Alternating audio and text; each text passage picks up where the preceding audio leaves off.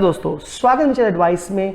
और आज आपके सामने एक बहुत ही सीरियस मुद्दे को मैं डिस्कस करने वाला हूं कि क्यों भारतीय किसान फार्म बिल्स का अपोज कर रहे हैं, वो क्या रीजंस हैं। तो पूरा वीडियो ठीक से देखिएगा क्योंकि उस वीडियो को देखने के बाद आपको चीज़ें काफ़ी हद तक समझ में आ जाएगी। चलिए इसको हम शुरू करते हैं। तो जैसा कि आप जानते हैं, भारत के दो बड़े कृषि प्रधान राज्य पंजाब और हरियाणा में किसानों ने बड़े स्तर पर प्रोटेस्ट किया है। और प्रोटेस्ट सरकार के 3 ऑर्डिनेंस जो 5 जून को अनाउंस किए गए थे उसके खिलाफ किया गया है। और उसी ऑर्डिनेंस के बेस पे गवर्नमेंट अभी इस मानसून सेशन में, मानसून सत्र में 3 नए बिल लेके आ रही है। उसके खिलाफ काफ़ी ज़्यादा हो हल्ला मच रहा है। मैं आपको बता दूं कि ऑर्डिनेंस का मतलब ये होता है कि जब संसद रनिंग में ना हो और सरकार कोई इंपॉर्टेंट डिसीजन लेना हो, कोई कानून लाना हो, तो वो संसद में ना लाके सीधे एक अध्यादेश ले आए। और अध्यादेश जो है अगले 6 महीने तक वैलिड रहता है। इसका जो अध्यादेश की जो वैलिडिटी है वो 6 महीने की। तो 6 महीने के अंदर सरकार को बिल लाके दोनों हाउस में पास कराना पड़ेगा और तभी वो एक्ट बन पाएगा। तो इसलिए सरकार मानसून सत्र में ये बिल लेके आ रही है। लेकिन इसको लेके काफ़ी कन्फ्यूजन है कि कोविड का टाइम है और साथ ही साथ सरकार ने इस मानसून सेशन में क्वेश्चन आवर को ख़त्म कर दिया है। तो इससे भी किसानों में काफ़ी डाउट सा हो गया है कि इतनी जल्दबाजी क्यों हो रही है। तो चलिए तीनों बिल को समझ लेते हैं। पहला बिल है जो काफ़ी क्रिटिसिज्म हो रहा है जिसका, वो है the farmer produce trade and commerce bill 2020। नाम काफ़ी टफ है। दूसरा है the farmers agreement and price assurance, the farmers agreement of price assurance and farm services bill. ये बिल के नाम इतने पेचीदा है कि मुझे नहीं लगता कि किसान इस नाम को याद भी रख पाएंगे। और तीसरा है द एसेंशियल कमोडिटीज बिल 2020। ये एक अमेंडमेंट है, मतलब इसमें मॉडिफिकेशन किया जाएगा पुराने एसेंशियल कमोडिटीज एक्ट को लेके। तो इसमें कुछ अमेंडमेंट होगा। तो इन तीनों बिल को लेके क्या वो मुद्दे हैं उसको समझते हैं। तो जो पहला जो क्रिटिसिज्म वो ये है, ऐसा माना जा रहा है, एक्सपर्ट्स भी बोल रहे हैं, किसान भी मान रहे हैं कि ये कहीं ना कहीं कोऑपरेटिव फेडरलिज्म पे हमला है। अब ये कोऑपरेटिव फेडरलिज्म है क्या? तो आप जानते हैं कि भारत देश में राज्य और केंद्र सरकारें मिलकर काम करती हैं और जो टॉपिक्स हैं, जो सब्जेक्ट्स हैं, उसको डिवाइड किया गया है सेंटर लिस्ट यानी यूनियन लिस्ट में, स्टेट लिस्ट में और कॉन्करेंट लिस्ट में। तो सेंटर लिस्ट में यानी यूनियन लिस्ट में वो चीज़ें आती हैं जो केंद्र सरकार जिस पे डिसीजन लेती है। साथ ही साथ जो स्टेट लिस्ट में आते हैं वो राज्य सरकार उसमें डिसीजन लेती है। और कॉन्करेंट लिस्ट में केंद्र और राज्य मिल के काम करते हैं, डिसीजन लेते हैं। इसलिए और ये कॉन्स्टिट्यूशनली ये चीज़ बनाई गई है। तो सबसे मज़ेदार बात ये है कि एग्रीकल्चर और मार्केट का जो मैटर है वो स्टेट का मुद्दा है, ना कि यूनियन का। और केंद्र सरकार जो ऑर्डिनेंस लेके आई 5 जून को, वो एग्रीकल्चर के ऊपर लेके आई, फार्म बिल्स के ऊपर लेके आई है। तो इससे बात क्लियर हो जाती है कि कहीं ना कहीं ये स्टेट्स के अधिकारों का हनन है, उनके राइट्स छीने जा रहे हैं, दबाए जा रहे हैं। साथ ही साथ ये जो एक स्पिरिट है स्टेट्स और सेंटर की मिलके काम करने की, जिसको हम बोलते हैं कोऑपरेटिव फेडरलिज्म, ये उस यूनिटी के खिलाफ जाता है बिल, क्योंकि ये इंक्रोचमेंट है। इतना ही नहीं, सेंटर ने बहुत ही अच्छा लॉजिक देकर इसको डिफेंड किया है, ये कहते हुए कि बेशक एग्रीकल्चर और मार्केट स्टेट का मुद्दा है, लेकिन अगर trade and commerce food items में होगा तो वो कॉन्करेंट लिस्ट में आता है। तो इसको लेके वो सरकार अध्यादेश ला सकती है। लेकिन बात फिर वहीं आ जाती है कि क्या इस चीज़ को लेके राज्यों से डिस्कशन हुआ या नहीं हुआ। तो जैसा कि आप जानते हैं कि राज्यों से बहुत डिस्कशन नहीं हुआ है, अध्यादेश ला दिया गया बिना किसी स्टेक होल्डर्स को विश्वास में लिए। ऐसा मैं इसलिए बोल रहा हूँ क्योंकि ये किसके लिए बिल आ रहा है? किसानों के लिए बिल आ रहा है और किसान इसका अपोज कर रहे हैं, राज्य सरकारें अपोज कर रही हैं। आप जानते हैं कि पंजाब की जो हम हरसिमरत कौर है, जो मिनिस्टर थी सरकार में, उन्होंने इस्तीफा दे दिया है। ऑलरेडी पंजाब हरियाणा की सरकारें विरोध कर रही हैं। तो ऑब्वियस सी बात है कि जो स्टेक होल्डर्स है, जिनका इसमें योगदान है, उनसे डिस्कशन ही ठीक से नहीं किया गया है। प्लस इसको मानसून सत्र में जल्दबाजी में लाया जा रहा है क्योंकि मानसून सत्र में कोविड टाइम में क्वेश्चन आवर हटा दिया गया है। तो इस पर ज़्यादा डिसीजन भी नहीं लिया जा पाएगा, ढंग से डिस्कशन ही नहीं हो पाएगा। तो ये कुछ रीज़न जिसको लेकर काफ़ी फार्मर प्रोटेस्ट कर रहे हैं। अब दूसरा रीज़न समझ लें।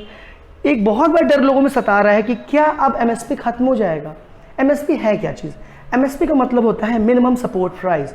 मिनिमम सपोर्ट प्राइस का मतलब ये होता है सरकार आपको गारंटी देती है कि अब मार्केट में यानी मंडी में, सरकारी मंडी में अगर आप कोई अनाज बेचते हैं जैसे गेहूं, धान, बाजरा, तो उसकी एक फिक्स्ड एक रकम होगी कि इससे नीचे नहीं बिक सकता। इसको बोलते हैं मिनिमम सपोर्ट प्राइस। ये आपको सरकारी मंडियों में मिलेगा जो एपीएमसी रन करता है।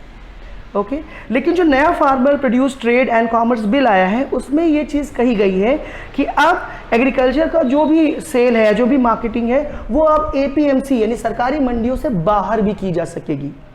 ठीक है, और इतना ही नहीं, साथ ही साथ जो एक बैरियर था कि जो यूपी का राज्य वो यूपी में ही अपने प्रोडक्ट को बेच सकता है, एमपी राज्य एमपी किसान एमपी में ही बेच सकता है, बिहार किसान बिहार के ही मंडियों में बेच सकता है, वो बैरियर को रिमूव कर दिया गया है। तो अब किसान किसी भी दूसरे राज्य में जाके बेच सकता है। अब मेरा पहला क्वेश्चन ये है कि भारत किसान ऑलरेडी काफ़ी स्ट्रेस में, अगर वो गरीब है और इंडिया में अगर स्टेट वाइज जाए तो बहुत डिस्पैरिटी है, तो वो कैसे दूसरे राज्य में जाएगा बेचने के लिए, उसका लागत कैसे मैनेज होगा। डीजल का दाम आप देख रहे हैं आसमान में चल रहा है, पेट्रोल से ऊपर चला गया था, आप सबको पता है दाम के बारे में। तो ये बिल में शायद ये चीज़ थोड़ा मिस आउट की जा रही है, तो आप थोड़ा समझिएगा। साथ ही हम अगर आगे देखें तो इसमें यह भी कहा गया कि जो स्टेट गवर्नमेंट जो मार्केट फीस लेती थी अपने एपीएमसी मंडियों में, अब वो उसके नहीं चार्ज कर पाएगी अगर आप बाहर ले जाते हैं अपने ट्रेड को। तो ये सुनने में बड़ा अपीलिंग लगता है, बट इसमें कुछ लूप होल्स हैं जो मैंने अभी डिस्कस किया आपके साथ। तीसरी बात आती है कि ये एपीएमसी है क्या चीज़। तो एपीएमसी का फुल फॉर्म है एग्रीकल्चर प्रोड्यूस मार्केट कमेटी। इसको कॉन्स्टिट्यूशनली मान्यता मिली है। इसका मेन काम होता है कि ये एक फेयर ट्रेड को बढ़ावा दे, ताकि जो बायर है, मतलब जो कंज्यूमर है, मतलब आम आदमी या जो होलसेल डीलर हैं, जो अनाज को बेचते हैं, खरीदते हैं, मतलब वो लोग अच्छी कीमत दे सकें और किसानों को अपने उत्पादन की अच्छी कीमत मिल सके, मतलब जो खरीदार उसको अच्छा प्रोडक्ट मिल सके, अच्छा धान मिल सके, क्योंकि इसमें बाकायदा अनाज की टेस्टिंग की जाती है, उसकी एक स्केलिंग की जाती है और किसानों को उसकी अच्छी रकम मिल जाएगी, क्योंकि सरकार ने मिनिमम सपोर्ट प्राइस दे रखा है। एमएसपी को लेके बता दूं कि इसमें भी लूप होल है। सरकार को एमएसपी को ठीक से इंप्लीमेंट करना चाहिए, क्योंकि ये रूल या ये लॉ ठीक से इंप्लीमेंट नहीं किया गया है। कई बार किसानों को आधे पौने दामों में चीज़ों को बेचना होता है। बाकी अपने देश में स्टोरेज का प्रॉब्लम है, अपने देश में सप्लाई चेन मैनेजमेंट की हालत खस्ता है। ठीक है, कोल्ड स्टोरेज की हालत आप जानते हैं, सिर्फ आलू के लिए शायद जाना जाता है, आप खुद ही जानते हैं स्टोरेज को सब्जियों को ही है, मतलब अनाज के लिए कोई खास ऐसा कोई अरेंजमेंट नहीं है। दूसरा, एपीएमसी का जो टारगेट है वो रेगुलेट करता है फार्मर्स ट्रेड को, मतलब जो अनाज की क्वालिटी है, जो अनाज के खरीदार हैं उनको लाइसेंस देना और कमीशंस को हायर करना, जिनको हम अड़ाती बोलते हैं, और प्राइवेट मार्केट में चीज़ों को अगर जारी है तो वो अड़ाती के थ्रू जाती हैं। साथ ही साथ जो बायर उनको भी वो लाइसेंस देता है। तो कहीं ना कहीं ये एक सरकारी रूल रेगुलेशन चलता है और सरकार इसमें नज़र रखती है, क्योंकि एपीएमसी की मंडी में जो भी अनाज आता है वो वहाँ से FCI food cooperation of India के वेयर हाउस में जाता है और वहाँ से ये जाता है जो हमारे राशन कार्ड जहाँ हम देते हैं, जो राशन कार्ड की दुकानें हैं, वहाँ पे अनाज मिलता है। तो ये एक पूरा सिस्टम बना हुआ है, इसलिए राशन कार्ड कॉन्सेप्ट आया था। लेकिन अगर एपीएमसी ही कमज़ोर हो गया तो फिर क्या होगा, ये तो भगवान ही मालिक है। तीसरी चीज़ क्या है कि एपीएमसी मार्केट फीस लगाता है, कुछ चार्जेस लगाता है, ताकि वो एपीएमसी मंडियों, सरकारी मंडियों को वो मैनेज कर सके, स्टोरेज की सुविधा दे सके, उसका इंफ्रास्ट्रक्चर डेवलप कर सके। तो उसका एक नॉमिनल चार्ज लेता है जो कि अराउंड 104 रुपये पर क्विंटल आता है, जो बहुत ज़्यादा नहीं है, कम भी नहीं बोलूँगा तो ज़्यादा भी नहीं है, ठीक ठाक है। तो ये एपीएमसी के मुद्दे मैंने बताया कि पहला काम क्या है कि वो फेयर ट्रेड मेंटेन करता है खरीदार और किसान के बीच में, किसान यहाँ सेलर है। दूसरा, ये ट्रेड को पूरा रेगुलेट करता है, लाइसेंस देता है बायर्स को, कमीशन एजेंट्स को जिनको हम अड़ाती बोलते हैं, और प्राइवेट मार्केट्स को भी अनाज प्रोवाइड करता है। साथ ही साथ ये एक मार्केट फीस लगाता है ताकि वो अपना इंफ्रास्ट्रक्चर को मैनेज कर सके, स्टोरेज को स्टैंडर्डाइज कर सके। लेकिन जो सबसे इंटरेस्टिंग फैक्ट है, क्योंकि इस बिल में ऐसा दिखाया गया है कि सरकारी मंडियां एकदम ब्रेस्ट है, करप्टेड है, तो ऐसा नहीं है। मैं आपको सरकारी डेटा बता रहा हूँ कि भारत देश में मात्र 1/4 सरकारी मंडियां जहाँ पे किसान अपना अनाज बेचता है, उसका बाकी अनाज तो प्राइवेट फार्म्स में जाता ही है। अड़ाती ले जाते हैं, कंपनीज ले जाती हैं, आप जानते हैं आईटीसी का आशीर्वाद, नंदी का आटा आता है, टाटा का संपन्न, ऐसे बहुत से ब्रांड्स हैं जो इनसे डायरेक्ट भी खरीदारी कर रहे हैं। लेकिन मज़ेदार बात है कि वो मिनिमम सपोर्ट प्राइस से ज़्यादा पैसा देते हैं। लेकिन अगर मिनिमम सपोर्ट प्राइस ही ख़त्म हो जाएगा तो प्रॉब्लम आ जाएगी, क्योंकि ये जो बिल है पहला, इसमें डाउट क्लियर कट दिखते हैं। आप इसके बिल को डिटेल में जाकर देख लीजिएगा, मैंने लिंक दे रखा है डिस्क्रिप्शन में, जो एपीएमसी की वेबसाइट है और मिनिस्ट्री ऑफ एग्रीकल्चर है, उसमें आप जाके सर्च भी कर सकते हैं। अब प्रॉब्लम कहाँ है, जैसा कि मैंने बताया कि जो पहला जो अभी का जो मंडी सिस्टम है उसमें आप देखेंगे कि वहाँ पे अड़ाती जो मैंने बताया वो कमीशन एजेंट आते हैं, वो लाइसेंस देते हैं, लाइसेंस उनको मिला होता है, वो मंडी में आके ट्रेड करते हैं। और फिर अब ये अड़ाती कौन होते हैं? ये बड़े बड़े होलसेल डीलर होते हैं जो सरकारी मंडियों में अनाज खरीदते हैं। लेकिन अब जो पहला बिल है इसमें साफ साफ कहा गया है कि अब कोई भी आदमी ट्रेड कर सकता है जिसके पास पैन कार्ड हो। ये इतना ज़्यादा आसान कर दिया है कि मतलब आप भी जाके सरकारी मंडियों में या किसानों से डायरेक्ट चीज़ें खरीद सकते हैं। तो कहीं ना कहीं प्रॉब्लम आ सकती है, ऐसा मेरा मानना है। साथ ही साथ आप कोई भी ट्रेडर, कोई भी इंसान एपीएमसी मंडियों में भी ट्रेड कर सकता है या उसके बाहर भी ट्रेड कर सकता है। साथ ही साथ अगर देखा जाए कि अगर आपको मंडियों में ट्रेड करना है तो आपको लाइसेंस लेना होगा एपीएमसी एक्ट के अंतर्गत, या स्टेट या सरकारी जो राज्य सरकार है उनके एक्ट के अंतर्गत आपको लाइसेंस लेना होगा। लेकिन जो मैंने प्रॉब्लम फीचर बताया है वो क्लियर है, हो गया होगा, मैं उम्मीद करता हूँ। अब हम लोग आगे देखिए क्रिटिक्स क्या कह रहे हैं। क्रिटिक्स ये कह रहे हैं कि अड़ाती का एक क्रेडिबल फीचर होता है, उसको लाइसेंस मिला होता है, उसका फाइनेंशियल स्टेटस वेरीफाइड होता है, किसानों का और अड़ाती का एक अच्छा बॉन्ड है, अंडरस्टैंडिंग है। अगर हम इसको ख़त्म कर देंगे और चीज़ें ओपन कर देंगे, डीरेगुलेट कर देंगे, सरकार का रेगुलेशन अगर मंडियों से हट जाएगा या मंडियों में किसान जाना बंद कर देगा एकदम से ही, तो कहीं ना कहीं मिनिमम सपोर्ट प्राइस का कॉन्सेप्ट ही डिसॉल्व हो जाएगा। और अगर ऐसा होता है तो जो इंडिया के बड़े राज्य हैं जैसे हरियाणा, पंजाब, ये अपना 65% तक का अनाज सरकारी मंडियों में देते हैं और एमएसपी पे ही टिके होते हैं। मैं आपको एक एग्जांपल बता दूं, बिहार जहां पे कोई एमएसपी नहीं चलता है, वहां पे डिसॉल्व कर दिया गया था 2005 में। उसके बाद से बिहार में किसान और गरीब हुआ है। तो ये बिल जो आ रहा है इसमें किसानों को 100% प्रॉब्लम होने वाली है। साथ ही साथ सेंटर ने एक बहुत अच्छा स्लोगन दिया है कि वन नेशन वन मार्केट, जिसका क्रिटिक्स अपोज कर रहे हैं, क्योंकि वन नेशन वन मार्केट कहने से कहीं अच्छा क्रिटिक्स का कहना है कि वन नेशन वन एमएसपी हो, किसानों को अच्छी कीमत की गारंटी मिले।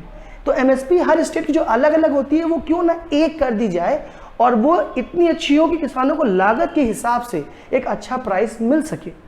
और जनता को सरकार सब्सिडाइज फूड देती है नेशनल फूड सिक्योरिटी एक्ट के तहत, और इसीलिए आत्मनिर्भर भारत के तहत 80 करोड़ हिंदुस्तानियों को फ्री अनाज सरकार दे रही है, जो कि बहुत अच्छा इनिशिएटिव है। इसका मतलब सरकार सब्सिडाइज करती है, क्योंकि देश में already national food security act जो 2011 में आया था वो एक्टिव है, विच इज़ गुड।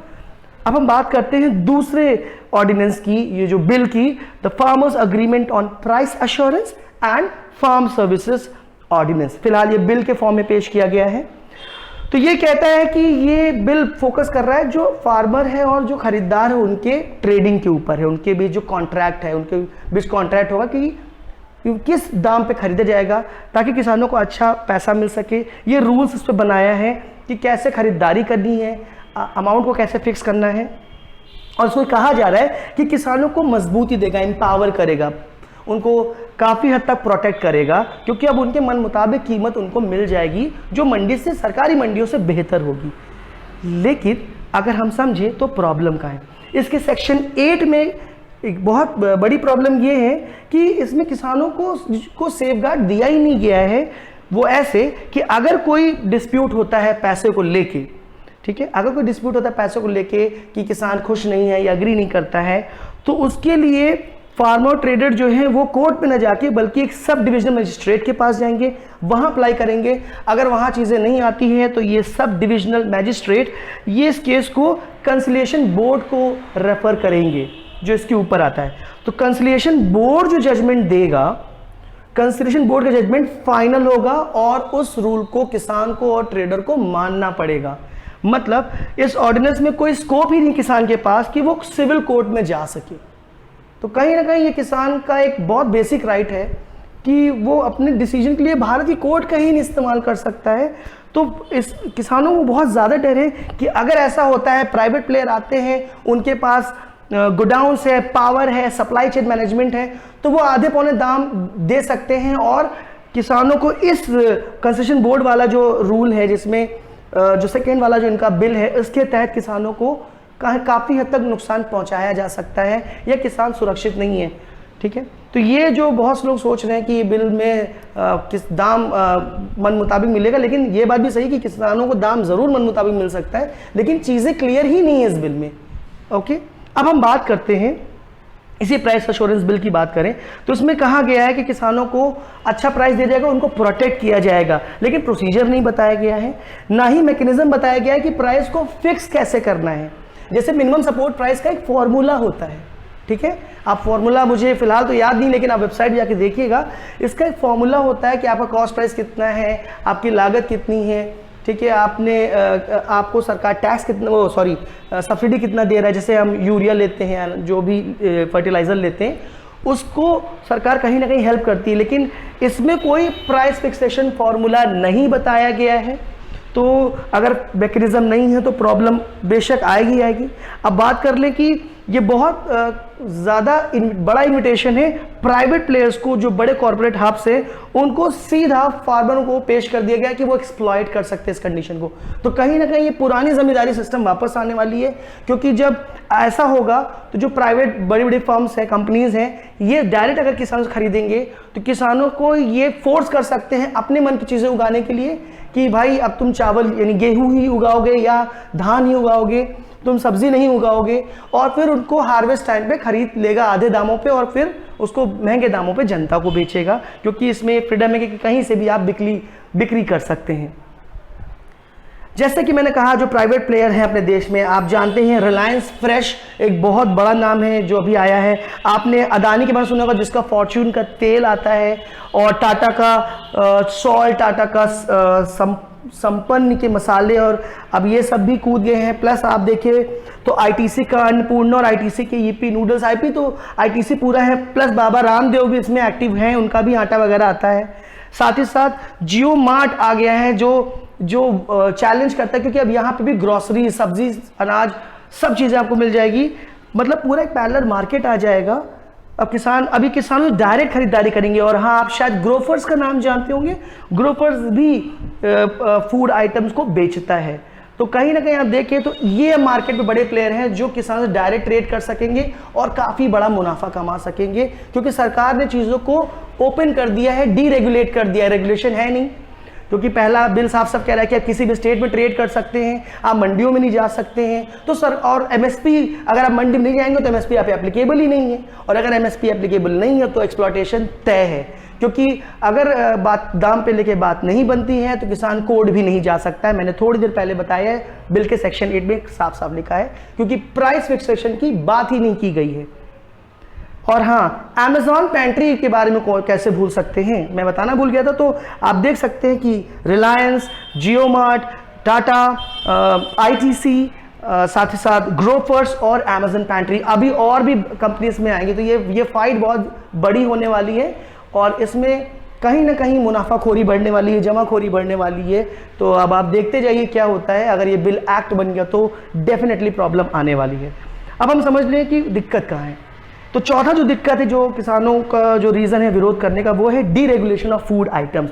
तो जो तीसरा बिल है, the essential commodities amendment bill, या जो पहले ऑर्डिनेंस था, उसमें काफ़ी प्रॉब्लमेटिक फीचर्स है। जैसे अभी तक क्या था, एसेंशियल कमोडिटीज एक्ट ये कहता है कि जो भी ज़रूरी वस्तुएं हैं, जैसे खाने पीने की वस्तुएं like serial, pulses, oil seed, edible oil, सब्जियां, ये जो दाल चावल का मतलब कि दालें हैं, तेल है, अनाज है, ये सब एसेंशियल, चीनी है, ये एसेंशियल कमोडिटीज़ हैं। तो इनको आप एक तय कीमत से अधिक नहीं बेच सकते हैं। इनको सरकार रोकती है कि आप इसकी होर्डिंग ना कर सके, जमाखोरी ना कर सके। सरकार इन पर रोक लगा सकती है, सरकार इसको खुद स्टोर कर सकती है, सरकार मार्केट से इसको उठा सकती है, ठीक है। तो अगर सरकार ने अब कह दिया कि एसेंशियल कमोडिटीज़ में इनको रिमूव कर दिया है, मतलब अब कोई भी सीरियल, अनाज, दालें, ऑयल सीड वगैरह खरीद सकता है, खाने पीने के सारे आइटम वो खरीद सकता है, स्टोर कर सकता है, उसका सप्लाई कर सकता है। तो इससे प्रॉब्लम ज़रूर आएगी, क्योंकि अब सरकार कोई कंट्रोल ही नहीं रहेगा। साथ ही साथ इसके प्रोडक्शन, स्टोरेज, मूवमेंट को लेके भी डीरेगुलेशन कर दिया गया है। तो मतलब कोई भी इंसान या कोई भी ऑर्गेनाइजेशन या कंपनी या प्राइवेट प्लेयर आप डायरेक्ट चीज़ों को मार्केट से खरीद सकता है किसानों से, और उसके बाद वो डंप कर सकता है, क्योंकि ये एसेंशियल कमोडिटीज़ एक्ट से बाहर जा चुके हैं। तो इस कंडीशन में होगा क्या? इस कंडीशन में ये होगा कि जैसे मान लीजिए कि आप एक प्राइवेट प्लेयर हैं और आपने देखा कि अब दालों पे एसेंशियल कमोडिटीज एक्ट नहीं है, तो आप मार्केट से गए, आपने किसानों के पास गए और किसानों से आपने दालें खरीद ली सस्ते दामों पे, आधे पौने दामों पे, या मान लेते हैं एमएसपी पे ही खरीद ली। अब आपने उसको स्टोर कर लिया, क्योंकि एसेंशियल कमोडिटीज एक्ट एक्टिव नहीं है तो आपके ऊपर सरकार का कोई रूल नहीं है। उसके बाद आपने मार्केट से दाल को गायब सा कर दिया, तो दाल की डिमांड बढ़ेगी, और अगर डिमांड बढ़ेगी तो दाम बढ़ेंगे, और अगर दाम बढ़ेंगे तो ऑब्वियस सी बात है कि आपको मुनाफा होगा। इसीलिए कह रहा हूं कि इससे मुनाफाखोरी और जमाखोरी को बढ़ावा मिलेगा लीगल फॉर्म में। तो ये इसका एक प्रॉब्लम है जिसको लेके किसान अपोज कर रहे हैं। तो इसका जवाब सरकार को देना चाहिए। इसीलिए कहा जा रहा है क्वेश्चन आर को नहीं रिमूव करना चाहिए था, सरकार को क्लैरिफाई करना चाहिए था, बट ये चीज़ें नहीं हो पा रही, इसलिए इसको लेके काफ़ी ज़्यादा किसान नाराज़ हैं। अब हम आगे बात करें तो इस बिल में कहा गया है कि सेंट्रल गवर्नमेंट तभी रेगुलेट करेगा सप्लाई या एसेंशियल कमोडिटीज़ को जब कोई एक्सट्रीम सिचुएशन आएगी, जैसे सूखा पड़ गया, कोई नेचुरल कैलामिटी आ गई या वॉर की सिचुएशन आ गई, तभी होगा, अदरवाइज नहीं। तो ये कुछ बड़े प्रॉब्लम है। अब मैं आपको एक वार्निंग बता दूं कि इससे डर क्या है। वैसे मैंने काफ़ी हद तक आपको बता ही दिया है। तो पहला जो बड़ा वार्निंग ये है, इस तीनों बिल के एक्ट बन जाने के बाद होर्डिंग को, जमाखोरी को बढ़ावा मिलेगा। इससे हुआ क्या कि जब हार्वेस्ट का सीजन आएगा, तो क्योंकि जब हार्वेस्ट सीजन होता है उस समय दाम कम होते हैं, ठीक है, तो कटाई के समय लोग पहुंच जाएंगे, प्राइवेट प्लेयर्स या इंडिविजुअल, और वो किसानों से आधे पौने दामों चीज़ें खरीद लेंगे और वो तब इसको बेचेंगे मार्केट में जब इसकी दाम बढ़ जाए। जैसा कि प्याज के केस में होता है, टमाटर केस में होता है, सब्जियों केस में होता है, एकदम से मार्केट सब्जियां गायब हो जाती हैं, डिमांड बढ़ती है और सब्जियों के दाम आसमान में पहुंच जाते हैं। वही प्याज कभी 2 रुपए का मिलता है, वही प्याज कभी 60 रुपए का मिलता है, और किसान प्याज सड़कों पे फेंकते रहते हैं। आपने नागपुर में देखा होगा, यही रीजन है, ठीक है। तो मेरा मानना है कि सरकार को जो पुराने हैं एमएसपी वाला एक्ट है, एग्रीकल्चर जो रेगुलेशन के एक्ट है, उसको स्ट्रॉन्ग करना चाहिए था रादर देन नए बिल लाने की। दूसरा है कि अगर ऐसा होता है तो जो भारत का नेशनल फूड सिक्योरिटी एक्ट है उस पर बहुत बड़ा चोट होगा, क्योंकि जब सरकार के पास कोई डेटा ही नहीं होगा, जब सरकार के पास कोई जानकारी नहीं होगी तो वो रेगुलेट ही नहीं कर पा रहा है। आपने चीज़ों को खोल दिया है प्राइवेट प्लेयर्स के लिए, आपने डीरेगुलेट कर दिया एसेंशियल कमोडिटीज एक्ट से, खाने पीने की वस्तुओं को हटा ही दिया है, तो फिर आप कैसे फूड सिक्योरिटी को इंश्योर करेंगे। मैं आपको एक चीज़ बता दूं कि भारत में 40% खाद्यान्न वेस्ट होता है। आपको शायद ये भी पता होगा कि एफसीआई में भी अनाज ऐसे पड़ा रहता है, सड़ता रहता है। तो supply chain management storage facility को इम्प्रोवाइज करना चाहिए, उस पर नहीं मेहनत हो रही है। दूसरा, इंडिया में बहुत बड़ी प्रॉब्लम है कि इंडिया का जो हंगर इंडेक्स में रैंक है वो 103 है। आप समझ रहे हैं, इंडिया वर्स्ट कंट्रीज में पहुंच जाता है। भारत में 27% आबादी ऐसी है जो भूखी सोती है। अगर आप 1.35 बिलियन पीपल का 27% निकालें तो आप समझ सकते हैं। इतने नहीं, सरकार ने खुद आत्मनिर्भर भारत पैकेज में कहा है कि 80 करोड़ भारतीय को फ्री अनाज दिया जाएगा। इसका मतलब गवर्नमेंट ये बात मानती है कि देश में 80 करोड़ लोग गरीब हैं। अब आप खुद डिवाइड करके देख सकते हैं कि भारत में कितने % लोग गरीब हैं। साथ ही साथ अगर ये बिल एक्ट बन जाते हैं तो प्राइस में एकदम से फ्लक्चुएट होगा और फिर काला बाजारी बढ़ेगी, ब्लैक मार्केटिंग बढ़ जाएगी। अब मैं कुछ शॉकिंग फैक्ट्स आपको बताने जा रहा हूँ, तो चलिए शॉकिंग फैक्ट्स देख लेते हैं। इंडिया में फार्मर्स को अगर हम कंपेयर करें बिहार और पंजाब को, तो एक बहुत बड़ा डिफरेंस मिलेगा। जैसे अगर एक एनुअल इनकम देखें तो बिहार के किसान की एनुअल इनकम सिर्फ 44,172 रुपये है। ऑन द कॉन्ट्री पंजाब की एनुअल इनकम किसान की जो है वो 2,17,450 रुपये। अब इन्हीं दोनों में देखिए तो कोई 44,000 पा रहा है किसान और दूसरे किसान पंजाब में 2,17,000 पा रहा है। लगभग ये 6 गुने का फासला है। अब ये टोटल अर्निंग है, इसको अगर स्प्लिट करके देखिए तो फार्मिंग के थ्रू जो उसकी कमाई है वो सिर्फ 20,627 रुपये है। ये 2017 का डेटा मैं बता रहा हूँ, मिनिस्ट्री ऑफ एग्रीकल्चर का, आप जाके देख सकते हैं। वहीं पंजाब का ये फार्मिंग के थ्रू जो अर्निंग है वो 1,30,000 है। तो आप डिफरेंस देखिए, तकरीबन 6 गुने का फर्क है। लेबर के थ्रू, मजदूरी के थ्रू बिहार किसान 15,850 रुपये कमाता है एक साल में, तो पंजाब में ये 57,000 हो जाता है। तो बिहार में 15,800 है और पंजाब में 57,000, तकरीबन 4 गुने का फासला। नॉन फार्मिंग मिसलिनियस एक्टिविटी में एक बिहार किसान 2,829 रुपये पूरे साल में कमा पाता है, तो पंजाब का किसान 8,800, यहाँ पे भी 4 गुने का फासला है। और अगर हम एनिमल हस्बेंड्री की बात करें तो बिहार किसान 4,831 रुपये कमाता है, तो ये बढ़ के पंजाब में 21,000, तो यानी कि बिहार किसान 4,800 रुपये कमा रहा है तो पंजाब किसान 21,000 रुपये कमा रहा है। तो जो डिफरेंस है बहुत बड़ा है। तो इंडिया में किसानों की स्थिति एक जैसी है नहीं, कहीं किसान बहुत अमीर हैं तो कहीं किसान हद से ज़्यादा गरीब हैं। कुछ और चीज़ें बताऊं तो अभी हाल में ही नेशनल क्राइम रिकॉर्ड्स ब्यूरो ने 2019 का डेटा दिया है, जिसमें उसने इस बात को बताया कि देश में 42,480 जो फार्मर है, 42,000 से अधिक फार्मर ऐसे जिन्होंने सुसाइड किया है, आत्महत्या की है। उसका रीज़न क्या है? उसका बहुत बड़ा रीज़न ये है कि वो कर्ज में डूबे हैं। नाबार्ड की जो रिपोर्ट है, नाबार्ड की स्टडी है 2018 में जो रिपोर्ट पब्लिश हुई थी, उसके तहत 52.5 आधे से भी अधिक किसान कर्ज में डूबे हैं। ठीक है, जबकि हर साल सरकार अनाउंस करती है कि कर्ज माफ कर दिया गया है। ठीक है, ऋण मोचन योजना का आपने नाम सुन रखा है, तो कितना ऋण मोचन है आप समझ सकते हैं। तीसरा, इंडिया की सरकार, भारत सरकार खुद एक्सेप्ट कर रही है कि देश में 80 करोड़ लोगों को फ्री राशन दिया जाएगा, दिया भी गया, दिया भी जा रहा है, जो बहुत अच्छी बात है। सरकार को यहाँ मैं सैल्यूट करता हूँ। लेकिन आप ये समझिए कि अगर ये बिल आता है तो इन 80 करोड़ का क्या होगा?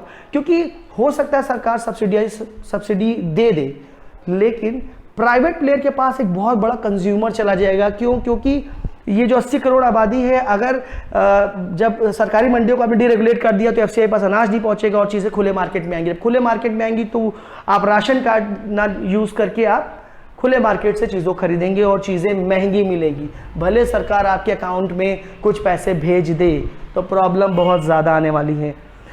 और चौथी बात बताऊं तो इंडिया में फार्मर बहुत बुरी कंडीशन में जीते हैं, और फार्मर की इकॉनमी सेल्फ मेड इकॉनमी है। फार्मर को कोई भी सरकार आज तक उबार नहीं पाई है। जितने ही 5 ईयर प्लान्स आए, प्रेजेंट गवर्नमेंट भी बहुत बात करती है कि 2022 तक वो डबल इनकम कर देगी। फिलहाल अगर कोई किसान 44,000 रुपये साल में पाता है बिहार का, अगर उसको डबल भी कर दे सरकार तो मात्र 80,000 रुपये आता है, तो उसकी ज़िंदगी में कोई फर्क नहीं आने वाला है। ठीक है, ये मैं एस्टिमेटेड फिगर बता रहा हूँ कि ये सरकार का चैलेंज, वो भी 2022 में। सिचुएशन तब तक कितनी बुरी होगी वो मुझे नहीं मालूम। अब हम लोग आगे देखते हैं कि अगर हम मंथली इनकम को ही कंपेयर कर लें तो पंजाब किसान एक महीने में 18 रुपए कमाता है, तो हरियाणा का 14,500। ये अमाउंट तो तब भी कुछ देखने में सही लग रहा है, लेकिन अगर आप सर्विस करते हैं तो सर्विस सेक्टर में इससे ज़्यादा लोग कमाते हैं। कर्नाटका में जाइए, कर्नाटक एक बहुत बड़ा राज्य, डेवलप्ड स्टेट में जाता है, वहाँ किसान मात्र 8,832 रुपये कमाता है। महाराष्ट्र में घट के 7,396 है। महाराष्ट्र नंबर 1 है फार्मर सुसाइड में। वहाँ पे विदर्भ एक एरिया है, वहाँ बहुत किसान मरते हैं। किसान हर साल वहाँ सुसाइड करते हैं, और आज से नहीं 2005 से सुनने में आ रहा है। उड़ीसा में आते हैं तो ये घट के 4,976 रुपये हो जाता है। उत्तर प्रदेश जो सबसे बड़ा राज्य का दम भरता है, यहाँ बहुत किसान है। गन्ना और शुगर मिल की फैक्ट्रियों को यहाँ पे गन्ना किसान जो है गन्ना प्रोवाइड करता है, लेकिन उनकी हालत भी आप देख लीजिए। 4,923 रुपये में बार बार गन्ने का जिक्र कर रहा था, तो किसानों को गन्ने के दाम भी नहीं मिलते, यही मैं बताना चाह रहा था। अब आते हैं वेस्ट बंगाल की बात करें तो वेस्ट बंगाल में 3,980 रुपये कमाता है, और उसी के आसपास बिहार में भी है, वही तकरीबन है। तो एक महीने की जो अर्निंग है वो 18,000 मैक्सिमम है और लगभग 4,000 रुपये मिनिमम है। अगर इंडिया का ही मैं एवरेज देख लें तो 6,426 रुपये है।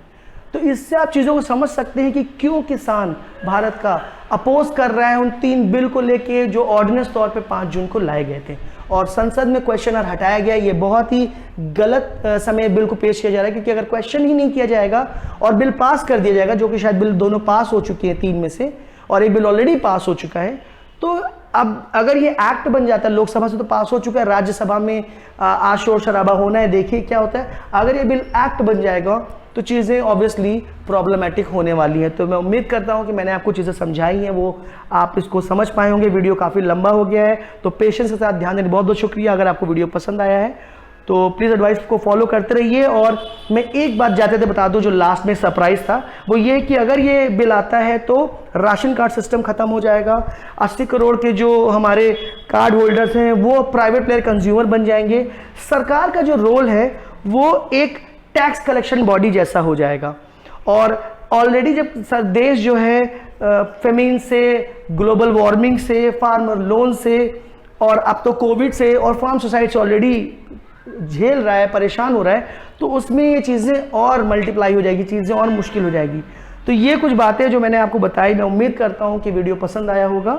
और अगर वीडियो पसंद आता है तो अपने दोस्तों को शेयर करिएगा, और इंतज़ार करिएगा कि मैं नया वीडियो लेके आऊँ। प्लीज़ मुझे सजेस्ट करिए कमेंट के थ्रू कि मैं किस टॉपिक वीडियो बनाऊँ। बहुत बहुत शुक्रिया इतना पेशेंस के साथ पूरे वीडियो को देखने के लिए। धन्यवाद।